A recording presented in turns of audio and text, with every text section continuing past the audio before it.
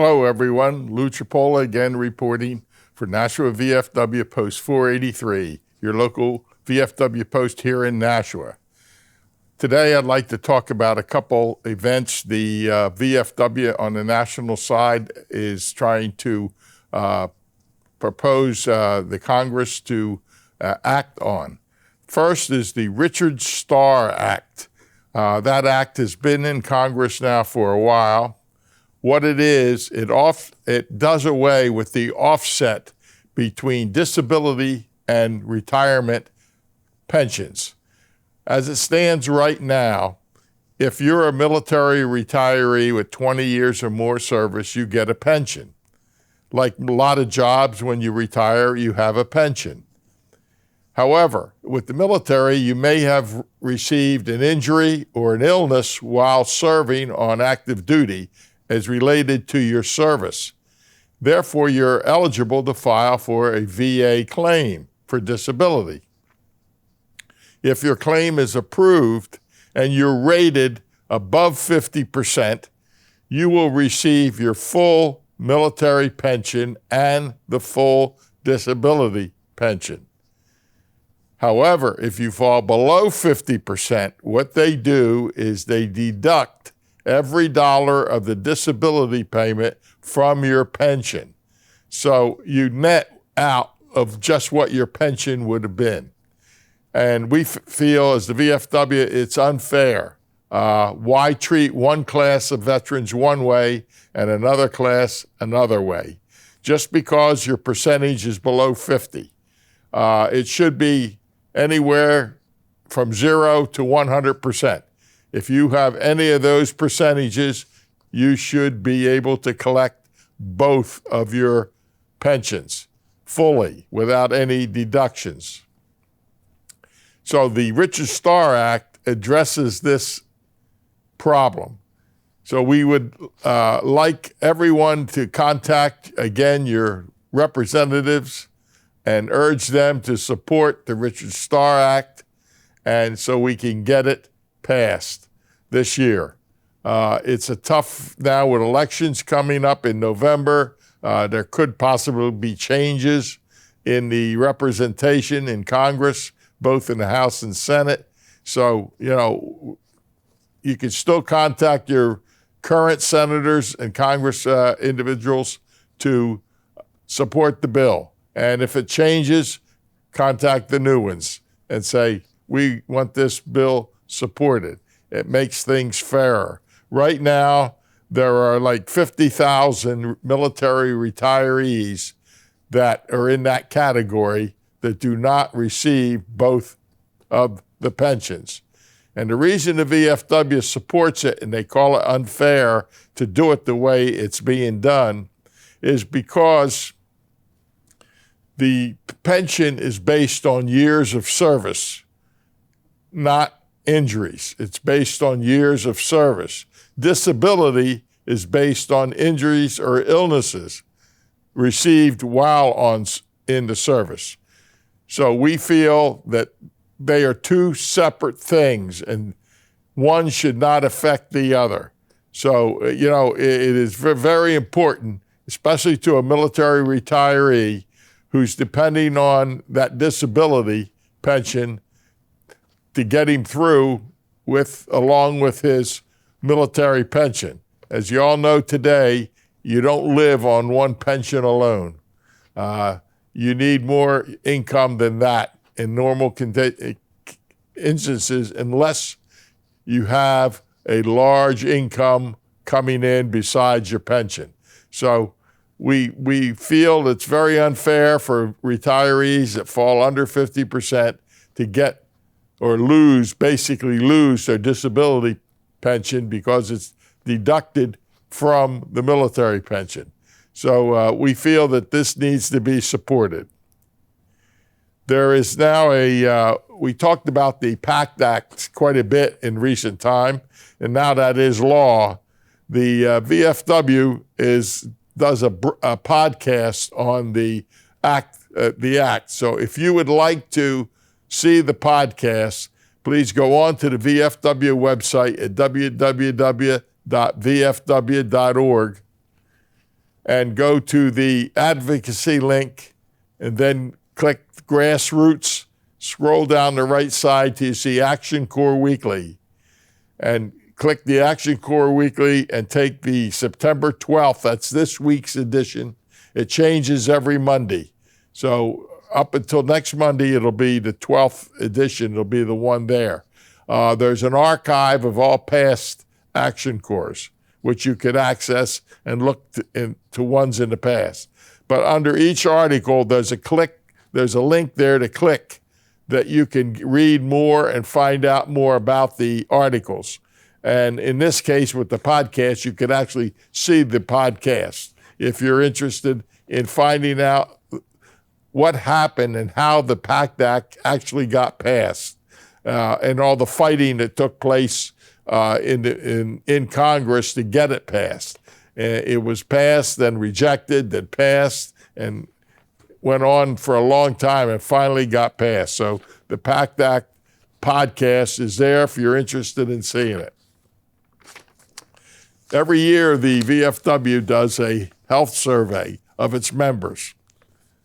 What this is a simple few questions they ask, and based on the answers that are provided from the members on their health care and where they stand, is what helps the VFW propose legislation to Congress to improve health care at the VA. So it's very important if you are a veteran, take the survey. You can do this also as a non-VFW member, as long as you're a veteran. Go again onto the website, just like I said before, and go to that article and click it. Or if you want, I'll give you a link to put in your browser, and you could get to the survey. It's research.net/r/ and this is all capital letters, RC2FCGK. And that will take you directly to the survey. So you can do it either way. Very important. September is Suicide Prevention Month. And right now there are about 17 veterans every day committing suicide. It's down from the past years. Used to be around 20, 21. Now it's down to 17, which is still too many. We want to see it at 0. And we do a lot to fight suicide prevention with information. We try to put out to veterans how to get help if you have or thinking about committing suicide, where to go, who to contact. We provide all that information. Also, we'll provide people just to sit and talk to you. You can come into a post, any post, sit down and talk to a veteran there. They've experienced some of the same things you have and are willing to sit there and talk to you about it. And that's very important. Air it out. Don't hold it in. When you hold it in is when the problems develop and suicide comes to mind. And we don't want to see that happen. And of course, you could always call the suicide hotline at 988 and then press 1. 988, press 1. And that takes you to a 24-hour-a-day contact, the human contact you would talk to, and they would guide you through the process of getting help. You can also text it at 838-255, and you can text the hotline. So if you want more information, again, you could go on to veteranscrisisline.net. That's veteranscrisisline.net. And that would get you to the suicide prevention site. The VA has suspended the benefit debts. Some veterans owe back money that they were overpaid on their disabilities. And this also goes into college funding and other areas where the VA provides funds. So it was originally set to expire the 30th of this month. It's now been moved to December 31st of this year, 2022. So if you should be receiving, if you owe money, you should be receiving a letter in the mail this week or next week explaining the delay now in the payment back of the funds. So please read the letter. If you have any questions, there will be a contact in the letter for you to contact and get it settled away. There's also a waiver and forgiveness plan in the law, and if you qualify, you may be able to get your debt reduced or eliminated. So don't let it bother you too much. I know nobody likes to have to owe the government money, and so. But anyway, please read the letter. And if you owe any funds and you have questions that doesn't get answered in the letter, please contact the VA for an explanation. Again, now locally, a reminder, next week, the 23rd and 24th, is our food drive for the Nashua Food Pantry at the Salvation Army. We'll be at South Nashua Market Basket on Friday and Saturday, the 23rd and 24th, from 9 to 3 each day. We'll be collecting donations for the food bank, either cash or food, preferably the cash. That allows the food pantry to purchase what they need at the time they need it. And that is the preferred way, if you can do it, to donate some money to the drive. We could also take donations by mail at our post. You could send it to the Nashua VFW Post, 483 8 East Pearl Street, Nashua 03060. So please support the drive. It's for a good cause.